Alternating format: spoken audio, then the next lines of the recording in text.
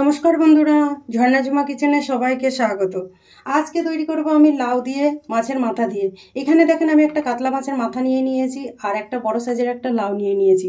লাউটা দেখেন খুব কচি লাউ, তাই এইরকম কচি লাউ নিতে হবে।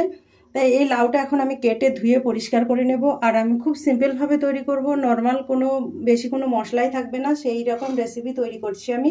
আপনারা খুব সহজেই তৈরি করে নিতে পারেন ঘরে। তো তাহলে এখন আমি লাউটা কেটে নেব ভালো করে পরিষ্কার করে। এখানে দেখেন আমি লাউ কেটে নিয়ে নিয়েছি, আর লাউগুলো একদম ঝিরিঝিরি করে কেটেছি। আর দিয়ে দিয়েছি একটা মাঝারি সাইজের আলু। আলুটা চাইলে কিন্তু আপনারা অ্যাভয়েড করতে পারেন, কিন্তু আলু দিলে টেস্টটা ভালো আসে। মাছের মাথাটার মধ্যে আমি নুন হলুদ মাখিয়ে নেব। দিয়ে দিলাম নুন, দিয়ে দিয়েছি হলুদ গুঁড়ো, দিয়ে এখন ভালো করে একটু মেখে নেব। দেখেন মাখা হয়ে গেছে। কড়াই গরম হয়ে গেছে, দিয়ে দিলাম সর্ষের তেল। আর লাউয়ের রেসিপিটা আমি সর্ষের তেলে করব।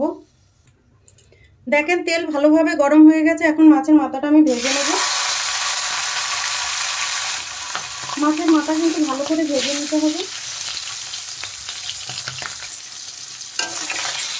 এই সাইডটা দেখেন ভাজা হয়ে গেছে, এখন এই সাইডটা আমি ভালো করে ভেজে নেব। মাছের মাথাটা একটু ভেঙে দেবো, ভেঙে দিলে কি হবে, ভালোভাবে ভাজা হবে। দেখেন এইভাবে ভেঙে দিচ্ছি। দেখেন মাছের মাথা ভালোভাবে ভাজা হয়ে গেছে, তুলে নিচ্ছি আমি। মাছের মাথা ভাজা তেলের মধ্যে দিয়ে দিলাম একটা শুকনো লঙ্কা, তেজপাতা, দিয়ে দিলাম গোটা জিরে, আর দিয়ে দিলাম রাঁধুনি। রাঁধুনিটা যদি আপনাদের কাছে না থাকে, না দিলেও চলবে। দেখেন ফোড়নটা কিন্তু ভালোভাবে ভাজা হয়ে গেছে, এখন আমি কেটে রাখা লাউ আর আলুগুলো দিয়ে দিলাম।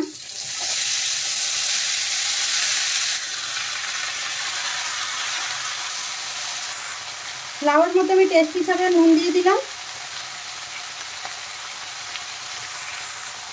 আর দিয়ে দিলাম হলুদ গুঁড়ো। নুনটা কিন্তু লাউ একটু বুঝে শুনে দেবেন, কিন্তু লাউ কিন্তু কমে যায় অনেকটা। এখন নেড়ে চেড়ে দেবো ভালোভাবে।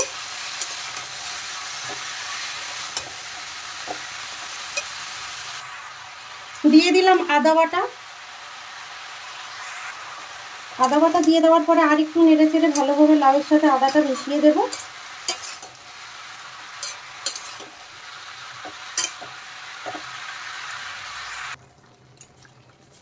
দেখেন লাউ থেকে কতটা জল বেরিয়ে গেছে, আর অনেকটা কমেও গেছে লাউ। ভেজে রাখা মাছের মাথাটা দিয়ে দিলাম, দিয়ে আর একটু লাউয়ের সাথে নেড়ে চেড়ে ভালোভাবে মাছের মাথাটা মিশিয়ে দেব।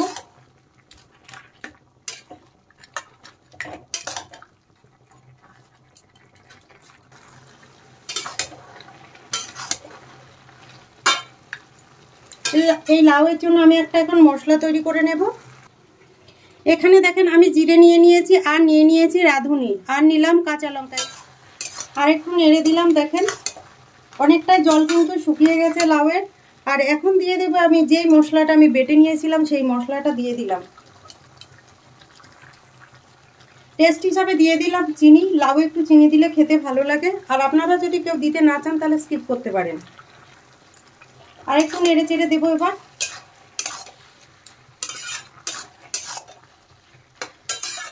লাউ কত সুন্দর গলে গেছে।